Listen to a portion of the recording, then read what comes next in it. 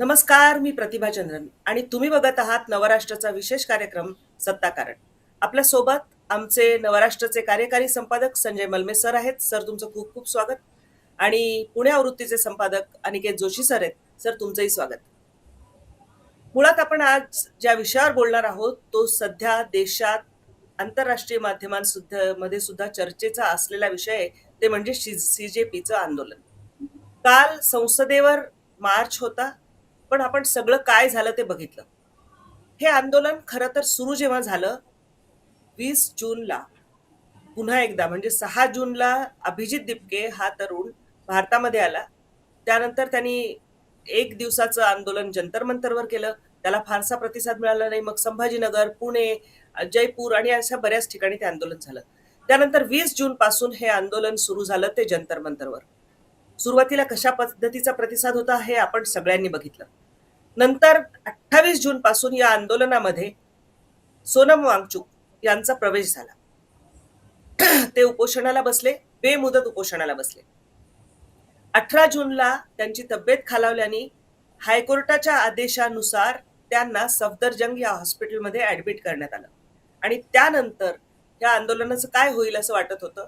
परंतु मध्यंतरीच्या काळामध्ये या आंदोलनाच्या व्यासपीठावर जे सगळे लोक येऊन गेले, म्हणजे आम आदमी पार्टी, भीम आर्मी, सगळ्या डाव्यांच्या विद्यार्थी संघटना, डावे नेते, फुटीरतावादी नेते, शेतकरी आंदोलनातले नेते, ह्या सगळ्यांमधून या आंदोलनाचं नेमकं आहे तरी काय, याच्या मागे नेमकं कोण आहे, त्याच्या मागचा उद्देश काय हे वाटावं, त्याबद्दल संशय यावा, अशा सगळ्या घटना घडामोडी वारंवार घडतायत. मलमे सर, पहिल्यांदा म्हणजे आपल्याला जेव्हा हे एक विद्यार्थी आंदोलन आहे असं सगळ्यांना वाटत होतं, परंतु काल आणि गेल्या काही दिवसात झालेल्या घटना ह्या नेमक्या कशाच्या निदर्शक आहेत? नाही, खरं तर विद्यार्थी आंदोलन या सुरुवातीला आपलं वाटत होतं. नीटच्या परीक्षा आणि त्या अनुषंगाने झालेला गोंधळ या सर्व पार्श्वभूमीवर हे आंदोलन होत आहे. आणि सरकारमधील जी व्यवस्था आहे त्या व्यवस्थेच्या विरोधात हे आंदोलन आहे. केंद्रीय शिक्षण मंत्री धर्मेंद्र प्रधान यांच्या विरोधात आंदोलन असं वाटत होतं.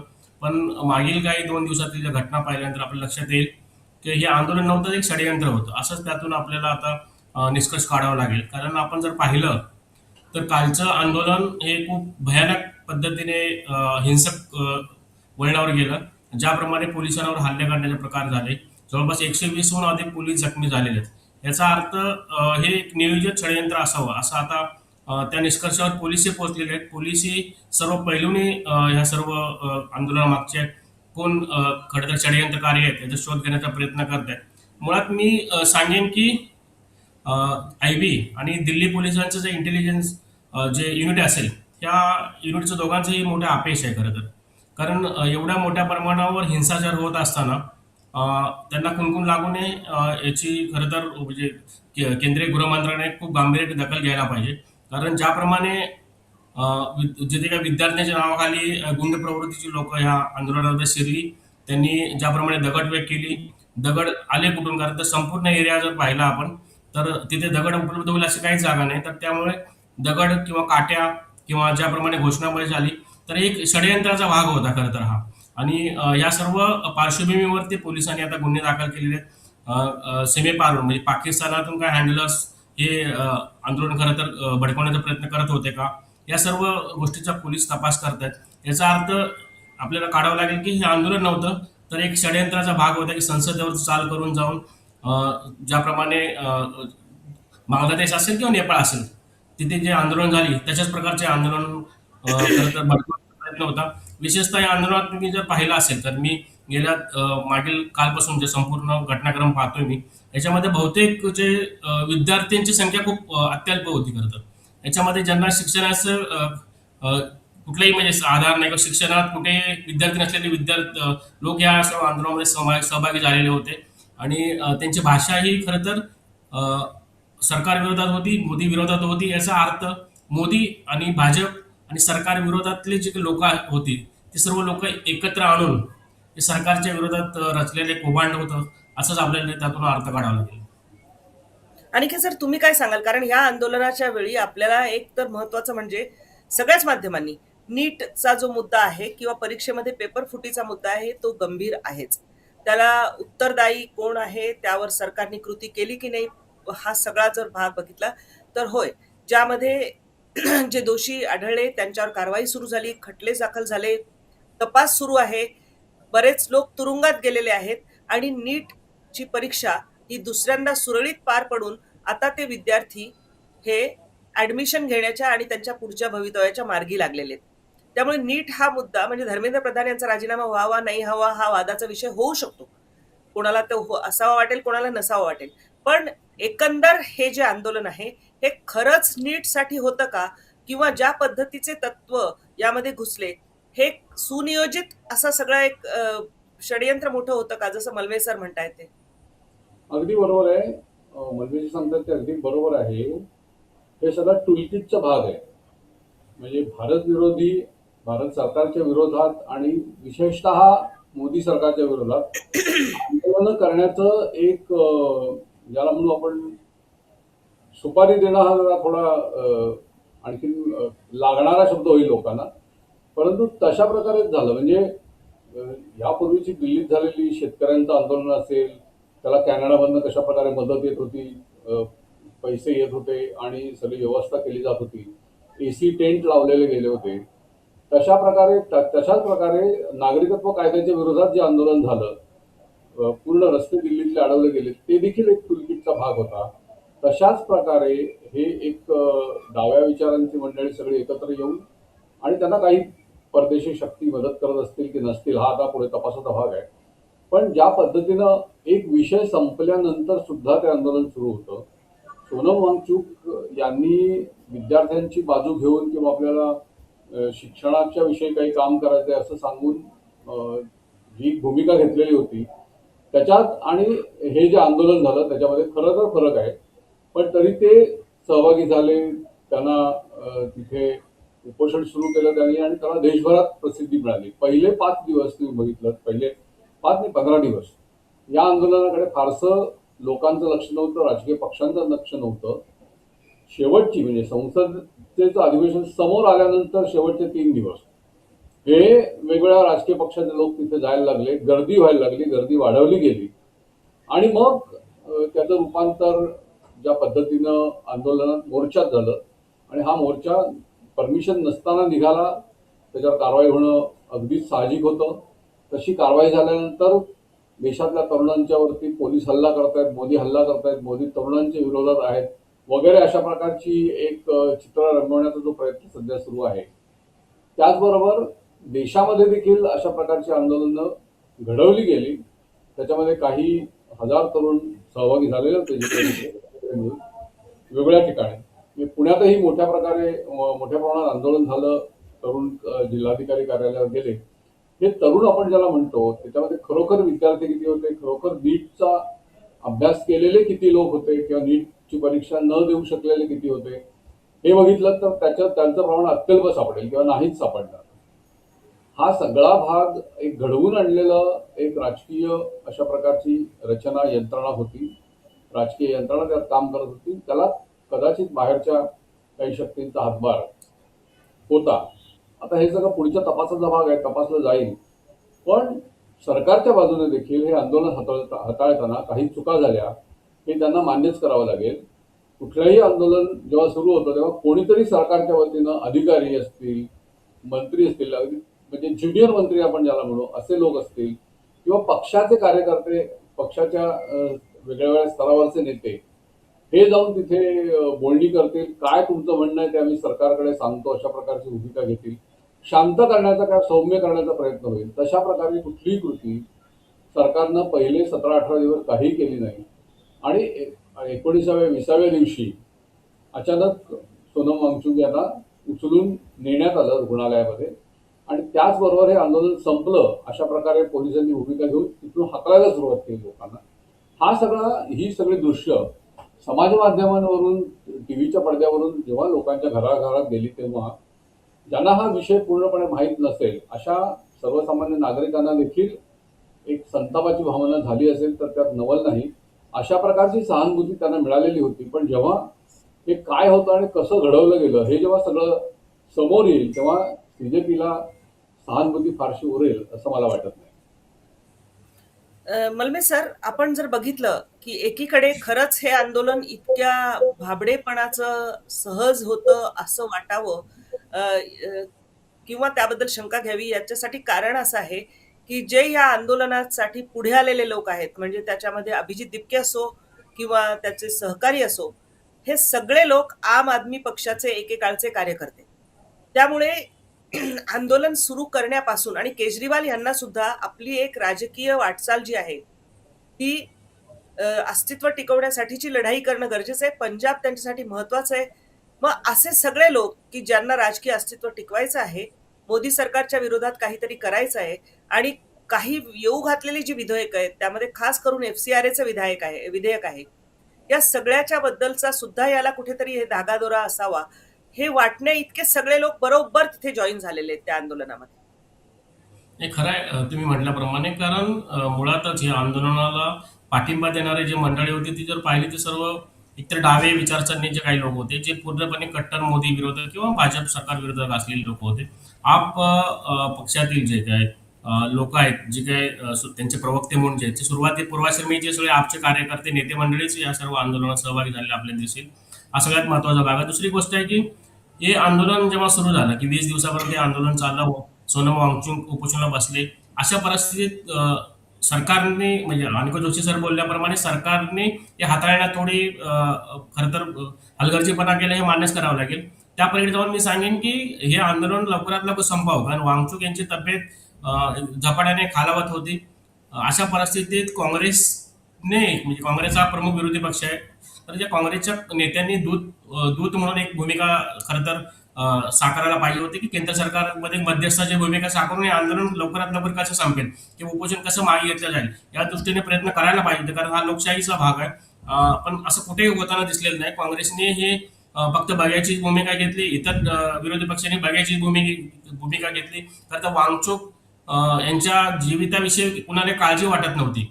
त्यामुळे मी खरं तर तुम्हाला खूप जबाबदारीने सांगेन की वांगचुक यांच्या पत्नी भाजपच्या केंद्रीय नेत्यांच्या करता संपर्कात होत्या. जेव्हा त्यांची तब्येत खालावत चालली, त्या सतत त्यांच्या संपर्कात होत्या की या सर्व घटना क्रम जो काय आहे आणि उपोषण कसं काय सोडवता येईल. म्हणजे मी हे सांगणार नाही की त्यांनी उपोषण सोडवण्यासाठी किंवा त्यांचं उपोषण त्यांना हॉस्पिटलाइज करण्यासाठी त्यांनी आग्रह धरला असेल किंवा त्यांनी अर्ज केला असेल असं मी म्हणणार नाही. पण मी तुम्हाला ठामपणे सांगेन की सोनम यांच्या पत्नी भाजप नेत्या संपर्कात होत्या, कारण हे आंदोलनाचा मूळ जो उद्देश आहे तो भरकटत चालले त्यांच्या लक्षात आलं.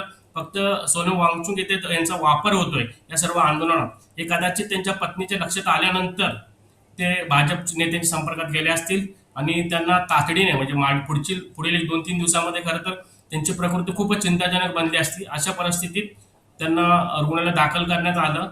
या सर्व घटनाक्रमामागे त्यांच्या पत्नीचा मोठा रोल आहे. मी खूप जबाबदारीने बोलतो तुमच्याशी, कारण मी एका भाजपच्या नेत्याशी माझं बोलणं झाल्यानंतर हे सगळं माहिती मिळालेली आहे खरं तर. सर, यामध्ये एक गोष्ट निश्चित होते की ज्याप्रमाणे केजरीवाल यांनी अण्णा आंदोलनामध्ये, म्हणजे त्याच्या पण पाठीमागच्या ज्या भूमिका आहेत, खरं तर त्या त्या पत्रकारांची, संपादकाची नावं घेऊन सांगता येऊ शकतं, परंतु आपण ते करणार नाही. कारण जेव्हा केजरीवाल हे म्हणजे लोकपाल आणि जनलोकपाल आंदोलन करणार होते, तेव्हा एक सिग्नेचर कॅम्पेन करणार होते. दिल्लीच्या पत्रकारांनी पब्लिक भाषणांमध्ये हे सांगितलेलं आहे की त्यांना संपादकांनीच सल्ले दिले की अरे बाबा, त्या सिग्नेचर कॅम्पेनला फारसं काही प्रसिद्धी मिळणार नाही, त्यामुळे तुम्ही काहीतरी करा की ज्याला आम्हाला चांगली प्रसिद्धी देता येईल. ती प्रसिद्धी द्यायचं ठरलं तेव्हा 15 दिवसांनी अण्णा हजारे त्या आंदोलनाशी जोडले गेले या सल्ला मसलतीच्या नंतर. आणि मग अण्णा नेहमीप्रमाणे आळंदीत उपोषण करायचे, परंतु अण्णांना हा दिल्लीतून सल्ला देण्यात आला की तिथे नको, दिल्लीत करा, म्हणजे ते मोठं होईल. हा सल्ला दिला गेला. याच्यामध्ये पडद्याआडून अनेक जी मंडळी होती त्यामध्ये लिटियन्स मीडिया मधले बरेच पत्रकार सुद्धा होते आणि अतिशय जबाबदारीने हे सांगतोय. आणि त्यानंतर त्या आंदोलनाचं काय झालं आपण बघितलं. मग त्या आंदोलनाचा फायदा कुठल्या कुठल्या राजकीय पक्षांनी घेतला हेही आपण बघितलं. अण्णा 2.0 असं हे करायचा प्रयत्न होता. यामध्ये सोनम वांगचुक यांच्या पत्नीला आणि त्यांना सुद्धा ही जाणीव होणं हे स्वाभाविक होतं की यामध्ये आपल्या चेहऱ्याचा, आपल्या प्रतिमेचा वापर होतोय. अर्थात त्याबद्दल आपल्याला वेगळं बोलता येईलच की त्यांचे भूमिका, सोनम वांगचुक यांच्या सुद्धा काही भूमिका ज्या आहेत त्याबद्दल. परंतु अभिजित दिपकेची प्रतिक्रिया खरंच शॉकिंग होती की ते सांगत होते की सोनम सर को बचाव. सोनम सर को बचाव म्हणजे काय, तर त्यांची तब्येत खालावली आहे, त्यांना 4 पावलंही चालता येत नाहीये आणि उनको बचाना चाहिए. म्हणजे काय करायला पाहिजे होतं, तर त्यांना हॉस्पिटलमध्ये ऍडमिट करायला पाहिजे होतं. पण जसं हॉस्पिटलमध्ये ऍडमिट केलं त्यानंतरची आलेली प्रतिक्रिया ही अगदीच वेगळी होती. काय सगळं, अनिकेत सर काय आहे नेमकं हे सगळं? नाही नाही, हे सगळं ठरवून झालेलं होतं. एका विशिष्ट पॉइंट पर्यंत हे आंदोलन न्यायचं, तापवत न्यायचं आणि मग त्याचा काही विस्फोटक परिणाम कुठे देशात दिसतोय का हे पाहायचं. परंतु जसं नेपाळ, श्रीलंका यांची परिस्थिती आहे तशी भारताची अजिबात नाही. कारण बांगलादेशामध्ये जे झालं ते भारतात होणं शक्य नाही. कारण इथली एकूण आर्थिक सामाजिक परिस्थिती आणि त्या देशांची आर्थिक सामाजिक परिस्थिती यात खूप फरक आहे. हे कदाचित हे टूलकिटवाल्यांच्या लक्षात आलं नसेल. त्यामुळं या देशामध्ये असं मोठं आंदोलन होणं हे होऊ शकतं, कधी होऊ शकतं. जसं आणीबाणीच्या विरोधात सर्वसामान्य जनतेच्या मध्ये एक रोष होता आणि तो रोष फक्त राजकीय पक्षांना चॅनलाइज करायचा होता. त्यावेळेला मोठं आंदोलन उभं राहिलं. महात्मा गांधींनी आंदोलन उभं केलं ते ब्रिटिशांच्या विरुद्ध लढण्यासाठी. लोकांना जे बळ दिलं त्यांनी साध्या साध्या गोष्टीमध्ये आंदोलन घडवलं की साधे परदेशी कपडे वापरू नका, त्याची होळी करा. त्याबरोबर ब्रिटिशांना तो एक आर्थिक जो धक्का द्यायचा होता तो दिला गेला. म्हणजे अशा सगळ्या गोष्टीतून ते आंदोलनं मोठी होतात. एका व्यक्तीच्या राजीनाम्यासाठी सगळ्या देशातल्या लोकांनी, लाखो लोकांनी रस्त्यावर उतरावं हे म्हणजे ह्याचं लॉजिकच पटण्यासारखं नाही. समजा मोदींच्या राजीनाम्यासाठी हा जर आग्रह असता तर कदाचित एक वेगळी राजकीय भूमिका खरोखर त्यात आहे असं आपल्याला म्हणता आलं असतं. पण हे एक निमित्त शोधण्याचा भाग होता की प्रधानांसारख्या एका नेत्याला टार्गेट केलं जायचं, करावं आणि त्यांच्या मार्फत आणखीन काय मोठा उद्रेक, उत्पाद घडवता येतोय का हे पाहावं, असा सगळा हा प्रकार होता. त्यामुळे हे आंदोलन खरं म्हटलं तर फसलं हे आपल्याला त्या दिवशी पण दिसलं होतं. पण कालच्या प्रकारानंतर वांगचूक यांना पोलिसांनी हॉस्पिटलमध्ये नेलं, रुग्णालयात नेलं आणि न्यायालयाच्या सल्ल्यानुसार त्या न्यायालयाने जो एक निर्देश दिलेला होता की त्यांची तब्येत तुम्ही जपा, वांगचूक यांची, ते जपण्यासाठी त्यांना जेव्हा न्यायालयात नेण्यात आलं, आपल्या रुग्णालयात त्यांना दाखल करण्यात आलं, तेव्हा न्यायालयाने देखील हीच भूमिका घेतली की पोलिसांनी योग्य केलंय, त्याच्यामध्ये अजिबात त्यांची चूक नाही आहे असं न्यायालयाने काल ठणकावून सांगितलं. तर आता न्यायमूर्तींच्या वरती आणि यांच्यावरती टीका समाज माध्यमावरती सुरू होते. हे सगळं एक म्हणजे काय घडवायचं हे ठरवलंय आणि त्या दिशेनं होत नाहीये, त्याचं एक फ्रस्ट्रेशन हे पण समाज माध्यमावर व्यक्त होत आहे. आणि हे सगळं आणखीन आता कुठल्या दिशेनं न्यायचं ह्याची कन्फ्युजन असल्यामुळे बिबटेने पण आंदोलन त्याचं म्हणजे उपोषण मागे घेतलं, पण आमचं आंदोलन सुरू राहील अशी भूमिका घेतली. तर हे सगळं विचित्र पद्धतीनं हाताळलं गेलंय असं मला वाटतं. सर मलमे सर, आता हे आंदोलन निर्णायकी अवस्थेत आहे का? अनेक लोकांच्या त्यामध्ये प्रवेश झालेला आहे आणि अनेक लोक यामध्ये आपापली पोळी भाजून घेणार आहेत. हे आता सोनम वांगचूक किंवा अभिजित दिपके किंवा सो कॉल्ड सीजेपी इतकं मर्यादित राहिलं नाही, तर सगळ्या या शक्ती ज्या आहेत त्या एकवटल्या आहेत आणि त्या आता अराजक माजवण्याचा प्रयत्न करतील. नाही, मुळातच कसं की हे आंदोलन मुळातच तुम्ही निर्णायक स्थितीत वगैरे आपण म्हणता येणार नाही. कारण हे आंदोलनच भरकटलेलं आहे, वेगळ्या दिशेला गेलं. त्यामुळे आंदोलनात आता खरं तर राम उरलेला नाही. हे आंदोलन संपल्याचं आहे, कारण अराजकतेकडे गेलेलं आहे. आणि ह्यामध्ये ज्या काही मंडळींनी, ज्या काही लोकांनी आपली राजकीय पोळी देण्याचा प्रयत्न केला, हे तर उघड आहे की आम आदमी पार्टी असेल, काँग्रेस असतील किंवा इतर डावे पक्ष असतील किंवा स्वतःला जे काही समाजवादी म्हणतात अशी काही मंडळी ह्या आंदोलनात सहभागी झाली. तर आंदोलनाचा जो काही मूळ जो काय उद्देश होता त्या उद्देशापासून हे आंदोलन दूर गेल्यामुळे आता यामधील जे कोण सहभागी होते, म्हणजे ज्याप्रमाणे हिंसाचारात काही मंडळी सहभागी होते त्यांच्यावर गुन्हे दाखल करण्याचं काम सुरू झालेलं आहे. यामुळे काही नेत्यांचा सहभाग आहे का हाही पोलीस तपासाचा भाग आहे. पोलीस त्या दृष्टीने प्रयत्न करत आहेत. त्यामुळे आंदोलन आता हे पुढील 1-2 दिवसामध्ये तिथून दिल्लीतून सर्व काही बाहेर गेलेले असतील लोक तुम्हाला दिसतील आता या सर्व गोष्टी. आजचा दिवस हा त्या दृष्टीने खूप महत्वाचा आहे, कारण सरकार आता या आंदोलना संदर्भात म्हणजे एकंदरीत मला वाटत नाही की कुठल्याही शिष्टमंडळाशी बोलणी करेल किंवा कुणालाही पाचारण करेल. कारण मुळातच हे आंदोलन हिंसक झाल्यामुळे सरकारच्या त्या पत्त्यावर पडलेले. सरकार आता आपली भूमिका मांडताना सांगणार आहे की हे मुळातच हे एक षडयंत्राचा भाग होता. त्यामुळे हे आंदोलन त्याला जो दर्जा द्यायचा आहे तो सरकार देणारच नाही असं एकंदरीत दिसतंय. आंदोलनकर्त्यांकडून ज्या पद्धतीची दगडफेक झाली, एवढे दगड आले कुठून? शिवाय म्हणजे ट्रकच्या ट्रक भरून तिथे दगड आणि विटा असल्याचं काही माध्यमांनी दाखवलेलं आहे. एक यांचा पॅटर्न आहे. पॅटर्न असा आहे की जर मेनस्ट्रीम मीडिया तिथे पोहोचला नाही तर मीडिया येत नाही म्हणून दोष द्यायचा. मीडियाचे प्रतिनिधी तिथे पोहोचल्यानंतर त्यांच्याशी सुद्धा हुल्लडबाजी करायची आणि त्यांना गोळदी मीडिया म्हणून हिनवायचं. एकीकडे लोकशाहीच्या बाता मारायच्या आणि दुसरीकडे त्यांच्या इनकन्व्हिनियंट काहीही बोललेलं सहन करायचं नाही. मग ही जी हुल्लडबाज प्रवृत्ती आहे त्यामध्ये एक धोकादायक गोष्ट अशी आहे की अनेक बेरोजगार आणि असंतुष्ट असे तरुण, दिशाहीन भरकटलेले तरुण हे आपल्या देशात मोठ्या प्रमाणावर आहेत. त्यांना एकत्र करून त्यांना ज्या पद्धतीने या आंदोलनाशी जोडून काहीतरी घडवायचा प्रयत्न जो आहे तो कितपत यशस्वी होऊ शकतो? अनिकेत सर, तुम्हाला काय वाटतं? हा यशस्वी अशा प्रकारे होणार नाही, कारण मगाशी मी म्हटलं तसं आपल्या देशातल्या आणि अन्य ठिकाणची परिस्थिती खूप वेगळी आहे. या आंदोलनाच्या मध्ये तुम्ही जसं म्हणालात की बाहेरनं दगड आणले गेले, कारण नवी दिल्लीचा जो भाग आहे तो ज्याला म्हणू आपण सेक्युअर आणि स्वच्छ अशा प्रकारचा भाग आहे, तिथे दगड बिगड असत नाहीत. हे बाहेरनं आणले गेलं सगळं. आणि ज्या पद्धतीनं ते बॅरिकेड तोडण्याचा प्रयत्न सुरू होता, ज्या पद्धतीनं पोलिसांच्यावर हल्ले झाले, माध्यमाच्या प्रतिनिधींना मारहाण किंवा धक्काबुक्की झाली, हे अनेक दिल्लीतल्या चॅनलनी दाखवलं. हे सगळं होत असताना विरोधकांची भूमिका काय होती ते ह्याच्यामध्ये आंदोलनाचं किंवा यातल्या हिंसक घटनांचं समर्थन करणार का, ते करू शकत नाहीयेत, ते करत नाहीयेत. पण त्यांना तरी देखील हे आंदोलन यशस्वी झालं अशा प्रकारची एक बतावणी त्यांना करायची आहे. या सगळ्यातून कसा मार्ग काढायचा किंवा ह्यातून बाहेर कसं पडायचं हे कदाचित आंदोलन करणाऱ्यांना देखील कळलेलं नाहीये. त्यामुळे ते पण कन्फ्यूज आहे.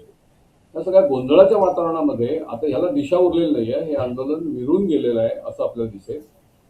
तिसरा एखादा विषय घेऊन पुन्हा वेगळ्या मार्गाने काही जमवाजमव केलेली आणि पुन्हा आंदोलन उभं केलेलं असं कदाचित आपल्याला काही दिवसांनी बघायला मिळेल.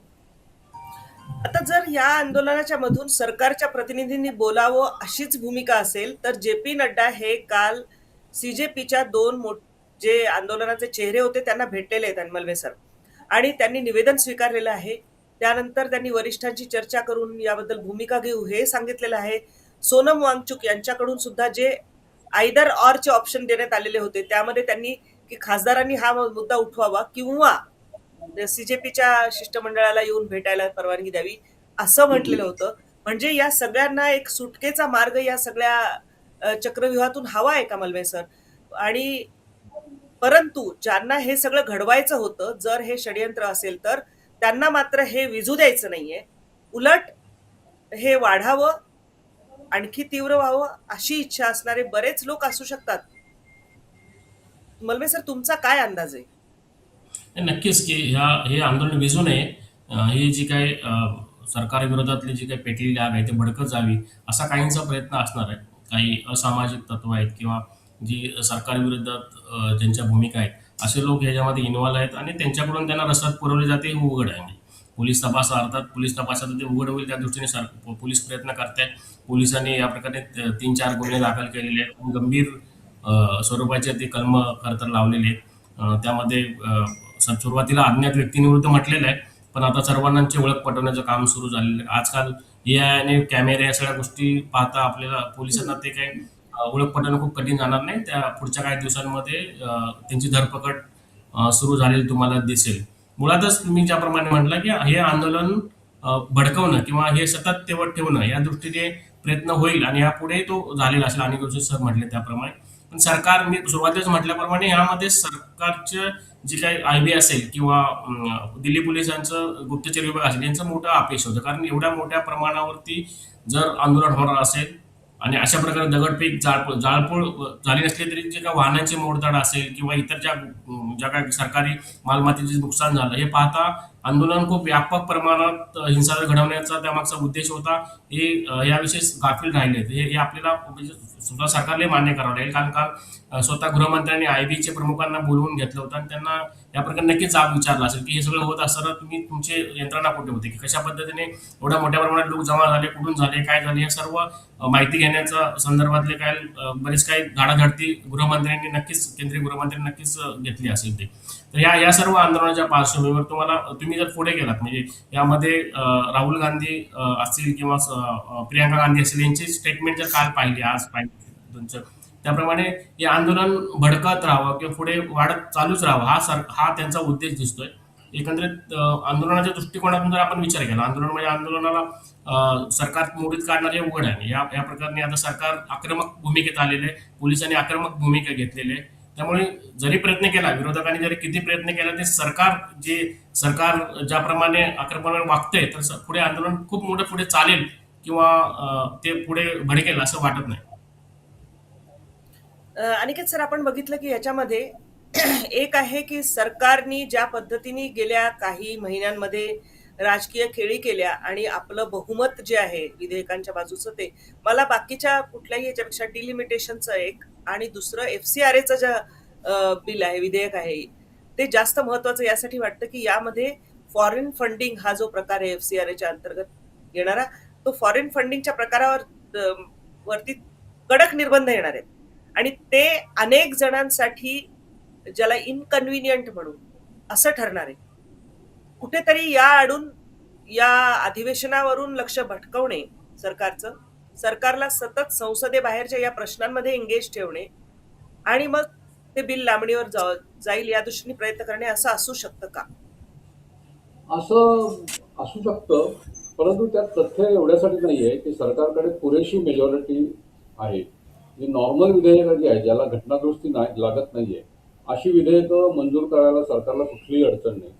आणि साधारणपणे आपल्या सरकारला जी विधेयकं हवी असतात, कुठल्याही प्रकारे मंजूर व्हायलाच पाहिजे, ती विधेयकं रात्री 12पर्यंत बैठक घेऊन सुद्धा ते करतात.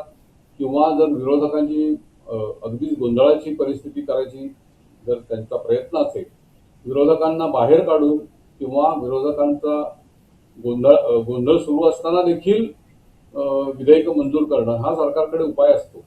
त्यामुळे असं बाहेर कुठेतरी आंदोलन करून किंवा काहीतरी करून एखादं विधेयक थांबवता येईल हे काही खरं नाही, तसं होऊ शकत नाही. पण एक उद्देश अशा गोष्टीमध्ये दुसरा असू शकतो की सरकारवरती एक दबाव आणणं, एक प्रकारे त्यांना हैराण करून सोडणं. पण ह्या सरकारची एकूण कार्यपद्धती जर आपण पाहिली तर ते विरोधकांना हैराण अधिक पद्धतीने करू शकतील, वेगळ्या पद्धतीने, वेगळ्या मार्गाने. पण स्वतः सरकारवरती फार परिणाम बाहेरच्या अशा एखाद्या आंदोलनाचा होईल असं वाटत नाही. आपण शेतकरी दिल्लीमध्ये दीड महिना तळ ठोकून बसलेले होते, सर्व त्यांनी सीमा रोखून धरलेले होते, पण सरकारवरती काय परिणाम झाला नाही. दिल्लीच्या मध्यभागामध्ये नागरिकता विरोधी जे आंदोलन किंवा सिटीजन रजिस्टर विधेयकाच्या विरुद्ध आंदोलन झालं होतं, त्यावेळेला सरकारने पण ते मोडून काढण्याचा प्रयत्न केला. तसाच आत्ता देखील सरकारचा हा प्रयत्न, हे आंदोलन मोडून काढण्याचा होता, त्यातल्या अपप्रवृत्ती दाखवून देण्याचा पण होता. वांगचुक यांचं जे काय इमेज आहे ते सफल होत नाहीये, हे पण त्यांनी दाखवण्याचं एक काम केलेलं आहे. त्यामुळे मला असं वाटतं की आंदोलनाचा फारसा परिणाम झालेला नाहीये आणि पुढच्या काळात देखील फार परिणाम याचा होईल असं वाटत नाही. मलमे सर, तुम्हाला काय वाटतं? नक्कीच सर म्हटल्याप्रमाणे खूप मोठा आंदोलनाचा परिणाम होईल असं वाटत नाही, कारण सरकार पूर्ण बहुमतामध्ये, सरकार बाहेर जे संसदेबाहेर ज्या घडामोडी घडतात त्याचा खूप काही परिणाम संसदेतील आतील कामकाजावर होईल असं वाटत नाही. सरकार ज्या पद्धतीने आपलं काम करते ते काम करतच राहणार आहे. दुसरा मला ह्याच मुद्द्याला धरून मला सांगायचं, खरं तर सरकारच्या काही चुका आहेत त्या आपण मान्य केल्या पाहिजे. खरं तर ज्याप्रमाणे सरकारने नीटच्या संदर्भातली कारवाई केली, त्या संबंधित लोकांना अटक केली, जे काही याच्यामध्ये इन्व्हॉल्वमेंट आहे त्यांना, ही सगळ्या गोष्टी झाल्या. पण नैतिक जबाबदारी म्हणून धर्मेंद्र प्रधान यांच्यावरती येते आणि त्यांनी ते मोदी यांनी तात्काळ राजीनामा घेणं खूप महत्वाचं होतं. जी घटना घडल्यानंतर आता त्यांना पुढे राजकीय रंग लागल्यामुळे मोदी सरकार कोणाला श्रेय देऊ इच्छित नाही राजीनाम्याचं. त्यामुळे हा राजीनामा त्यांचा लांबच चाललेला आहे. वास्तविक जी घटना घडली त्याच्यामुळे ते हा निर्णय घेतला असता तर इतकं मोठं प्रकरण पुढे गेलं नसतं की चिघळलं नसतं असं मला वाटतं. बरोबर आहे. कारण यापूर्वी सुद्धा आपण बघितलं की काही वेळा जेव्हा कोणावर आरोप झाले, म्हणजे अगदी आपण अडवाणींचा विचार केला तर आरोप झाले त्यांनी त्यावेळी हवाला प्रकरणामध्ये, की मी नैतिकदृष्ट्या राजीनामा देतो, नंतर बघू, म्हणजे हे झाल्यानंतर. जर हे घेतलं असतं तर आंदोलनाला कुठलाच मुद्दाच राहिला नसता कदाचित. आणि शिक्षण पद्धतीमध्ये, परीक्षा पद्धतीमध्ये सुधारणा व्हाव्यात की नाही? अर्थातच व्हायला हव्यात. कारण त्यामध्ये तुमच्या आमच्या घरातले तरुण होळपळून निघतात. शिवाय 20 तरुणांची आत्महत्या नीट प्रकरणामध्ये झालेली आहे. हे सगळे मुद्दे आहेत. म्हणजे सुरुवातीला ज्या पद्धतीने भूमिका कदाचित घ्यायला पाहिजे होती सरकारने, ती घेतली नाही. आणि अहंकार सरकारचाही कुठेतरी नडला. कारण हू ब्लिंक्स फर्स्ट असं जे म्हणतात तसं, की एका अर्थाने जर आपण यावेळी बळी पडलो मागणीला, तर कुठल्याही प्रकरणावरनं मंत्र्याची मागणी म्हणजे राजीनाम्याची मागणी होऊ शकते. आणि मग तो एक प्रथा पायंडा पडेल असंही सरकारला वाटलं असावं.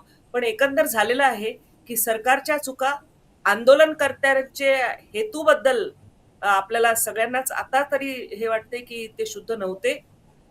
आणि एक परिस्थिती अशी आता आलेली आहे, की ज्यामध्ये सगळ्यांना ह्यातून डिग्निफाईड एक्झिट ज्याला म्हणतात तशी पाहिजे. पण तो मिळण्याचा रस्ता दिसत नाही. अनिकेत सर, काय वाटतं तुम्हाला? मला असं वाटतं की म्हणजे मला असं वाटतं की तुम्ही चर्चा की आता म्हणजे सगळे मुद्दे मला असं वाटतं मांडून झालेले आहेत. त्याच्यामध्ये वेगळं सांगण्यासारखं आता काही नाहीये. आणि ह्या आंदोलनाचं जे काही फलित असेल ते एवढंच आहे की विरोधकांना रस्त्यावरती येऊन गोंधळ करण्याची एक संधी. त्याच्या पलीकडे ह्या आंदोलनामधनं काहीही निष्पन्न झालेलं नाहीये. त्यामुळे याचं भवितव्य देखील फारसं काही आहे असं मला वाटत नाही. वल्मे सर, शेवटची कमेंट तुमच्याकडनं आजच्या या सगळ्या विषयाबद्दलची. नाही, खरं हे आंदोलन मुळातच जे काही खूप चांगल्या उद्देशाने आंदोलनाचा हेतू उद्देश चांगला असला तरी आंदोलन ज्या पद्धतीने शेवटच्या टप्प्यात हिंसक झालं, ज्याप्रमाणे त्यात असामाजिक तत्व घुसली गेली आणि त्यामुळे भविष्यात होणारे आंदोलन आहेत. खरं तर आंदोलकांनी यातून काही धडा घेण्याची खरं तर आता गरज निर्माण झालेली आहे. आपण आंदोलन कशासाठी करतोय, आंदोलनात अपप्रवृत्तींना येऊ द्यायचं किंवा न येऊ द्यायचं, हे सगळ्या गोष्टींचा साकल्याने विचार करण्याची खरं तर आता आंदोलकांना गरज निर्माण झालेली आहे. सरकारलाही यातून धडा घ्यावा लागेल. सरकारलाही गाफील राहून चालणार नाही. कारण असे आंदोलन होत असताना छोटीशी ठिणगी ती कधी भडका उडवेल ते सांगू शकत नाही. त्यामुळे सरकारने आंदोलनाच्या बाबतीत सावध भूमिका घ्यायला हवी. एखादी घटना घडते म्हणजे खरं तर आपल्या राजकीय परंपरा आहे आपल्याकडे की जरी मंत्री म्हणून कुठलाही त्या खात्याचा प्रमुख असतो, जेव्हा एखादी घटना घडते तर त्याचं उत्तरदायित्व त्याला घ्यावंच लागेल. कारण त्याची जबाबदारी त्याला स्वीकारावीच लागेल. त्याला आपली जबाबदारी टाळता येणार नाही. खरं तर हे व्हायलाच पाहिजे त्याशिवाय निश्चितच आपली जबाबदारी निश्चित करता येणार नाही लोकांना. की प्रत्येक स्वतः पंतप्रधानांनी याच्यामध्ये दखल घ्यायला पाहिजे होती की अशा घटना होऊ नयेत. जे पेपर फुटी असेल किंवा इतर कुठल्याही घटना संबंधित मंत्रालयात भ्रष्टाचार असेल किंवा तात्काळ त्यांच्यावर कारवाई केली तरी चांगला मेसेज समाजामध्ये जाईल, मतदारांमध्ये जाईल, जनतेमध्ये चांगला मेसेज जाईल, सरकारविषयीची एक चांगली प्रतिमा तयार होईल. या दृष्टीने खरं तर सरकारने प्रयत्न करायला हवे. अगदी बरोबर आहे. तर आपण बघितलं की या आंदोलनाच्या हाताळणीमध्ये सुरुवातीपासूनच सरकारने ज्या पद्धतीची एक ताठर भूमिका घेतली, त्यामुळे आंदोलकांना सुद्धा ते पुढे न्यायला, चिघळवत ठेवायला एक वाव मिळालेला आहे. सरकार गाफील राहिलं, सरकारने योग्य वेळी पावलं उचलली नाहीत. त्याचबरोबर आंदोलनाच्या आडून अनेक असामाजिक तत्व या ठिकाणी या आंदोलनामध्ये घुसलेली आहेत, शिरलेली आहेत. त्यामुळे हे आता अधिक तेवत राहतं का विझतं, हे येत्या 1-2 दिवसात स्पष्ट होईलच. तुमची मतं आम्हाला अवश्य कमेंट बॉक्समध्ये कळवा. व्हिडिओ जास्तीत जास्त लोकांपर्यंत पोहोचवा आणि चॅनलला सबस्क्राईब करायला विसरू नका. कमेंट्स करताना भाषा मात्र सभ्य ठेवा, एवढी विनंती निश्चित राहील. तुर्तास मी, संजय मलमे सर आणि अनिकेत सर आपली रजा घेतो. धन्यवाद.